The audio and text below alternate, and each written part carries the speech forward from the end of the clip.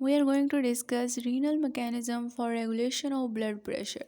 आज के हम अपने इस टॉपिक में देखेंगे कि किडनीज किस तरह से रेगुलेट करती हैं ब्लड प्रेशर को। लॉन्ग टर्म रेगुलेशन में किडनीज का किस तरह से रोल है। ये जो टॉपिक है ये बहुत इंपॉर्टेंट क्वेश्चन है, पास्ट पेपर्स का भी लॉन्ग क्वेश्चन है। इसके अलावा इसमें जो हम रेनिन एंजियोटेंसिन मैकेनिज्म देखते हैं वो बहुत इंपॉर्टेंट है, पेपर पॉइंट ऑफ व्यू से भी और वाइवा पॉइंट ऑफ व्यू से भी, क्योंकि हम रेनिन का जो मैकेनिज्म है वो हम कार्डियोवैस्कुलर सिस्टम में भी देखते हैं क्योंकि वो ब्लड प्रेशर को रेगुलेट कर रहा है, और हम रीनल फिजियोलॉजी में भी देखते हैं क्योंकि वो किडनी से सेक्रेट हो रहा है रेनिन।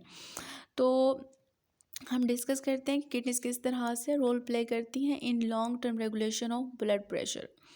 नॉर्मली हमारे पास ब्लड प्रेशर रेगुलेट होता है नर्वस फैक्टर से, नर्वस मैकेनिज्म ऑपरेट कर रहे होते हैं और ब्लड प्रेशर जो होता है रेगुलेट हो रहा होता है। लेकिन अगर ब्लड प्रेशर अल्टर हो रहा है, मतलब अगर वो कुछ मंथ्स, कुछ ईयर्स या फिर कुछ दिन अगर वो कंटिन्यूसली हमारे पास अल्टर हुए जा रहा है, तो फिर जो नर्वस मैकेनिज्म्स होते हैं ना, ब्लड प्रेशर के उस चेंज को सेंस नहीं कर सकते।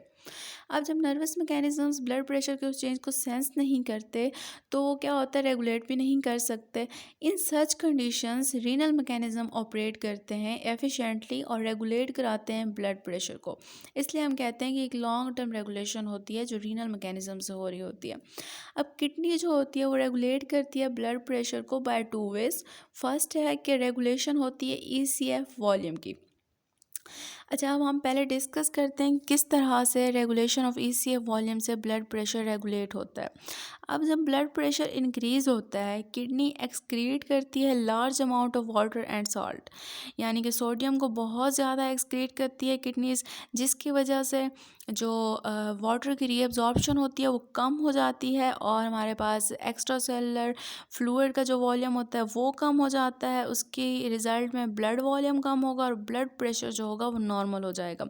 अब जब ब्लड प्रेशर इंक्रीज़ होता है तो किडनी क्या करती है, सोडियम को और वाटर को एक्सक्रीट करती है बहुत ज़्यादा अमाउंट में, जिसकी वजह से क्या है, रीअब्जॉर्प्शन कम होगी, ईसीएफ का जो वॉल्यूम है वो कम हो जाएगा और ब्लड वॉल्यूम कम होगा, जिसकी वजह से जो ब्लड प्रेशर इंक्रीज़ हुआ था वो नॉर्मल हो जाएगा।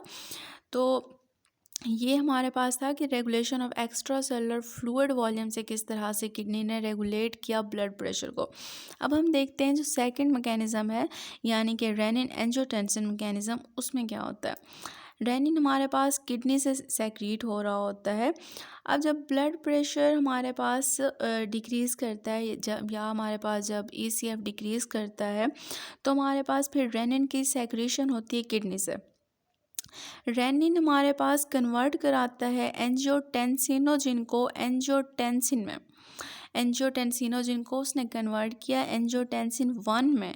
फिर हमारे पास क्या होता है, वो कन्वर्ट होता है एंजियोटेंसिन 1 एंजियोटेंसिन 2 में बाय एन एंजाइम जिसको हम कहते हैं एंजियोटेंसिन कन्वर्टिंग एंजाइम। वो अब जो एंजियोटेंसिन 2 होता है वो हमारे पास फिर टू वेज में एक्ट करता है कि रिस्टोर करे वो ब्लड प्रेशर को। अब हमारे पास जो एक्स्ट्रा सेलुलर फ्लूइड वॉल्यूम की रेगुलेशन हुई थी वो जब तब हुई थी जब ब्लड प्रेशर ज़्यादा हो गया था। अब हम देख रहे हैं कि अगर हमारे पास ब्लड प्रेशर कम हो गया है तो जो एंजियोटेंसिन मैकेनिज्म है वो किस तरह से ऑपरेट करता है। एंजियोटेंसिन 2 हमने देखा कि एक्ट करता है इन टू वेज ताकि वो ब्लड प्रेशर को रिस्टोर कर सके। एक तो हमारे पास कॉन्स्ट्रिक्शन कराता है आर्ट्रियोल्स की बॉडी में, तो जो पेरिफेरल रेजिस्टेंस होती है वो इंक्रीज़ हो जाती है और ब्लड प्रेशर ज़्यादा हो जाता है। अब दूसरा क्या करता है कि साइमल्टेनियसली हमारे पास जो एंजियोटेंसिन 2 होता है ना, वो एड्रिनल कॉर्टेक्स को स्टिमुलेट करता है कि वो सेक्रीट करे एल्डोस्टेरॉन। अब ये जो हार्मोन होता है एल्डोस्टेरॉन, ये रीअब्जॉर्प्शन ज़्यादा कराता है हमारे पास सोडियम की रीनल ट्यूब्यूल से। अब जब सोडियम की रीअब्जॉर्प्शन ज़्यादा होती है तो वाटर की भी रीअब्जॉर्प्शन ज़्यादा होती है, जिसकी वजह से ईसीएफ ज़्यादा होगा, यानी कि एक्स्ट्रा सेलुलर वॉल्यूम जो है वो रेज होगा, जिसकी वजह से ब्लड वॉल्यूम ज़्यादा होगा और जो ब्लड प्रेशर है वो अपने नॉर्मल लेवल तक आ जाएगा। So this is all about के रीनल मैकेनिज़्म जो है वो किस तरह से रेगुलेट करते हैं ब्लड प्रेशर को।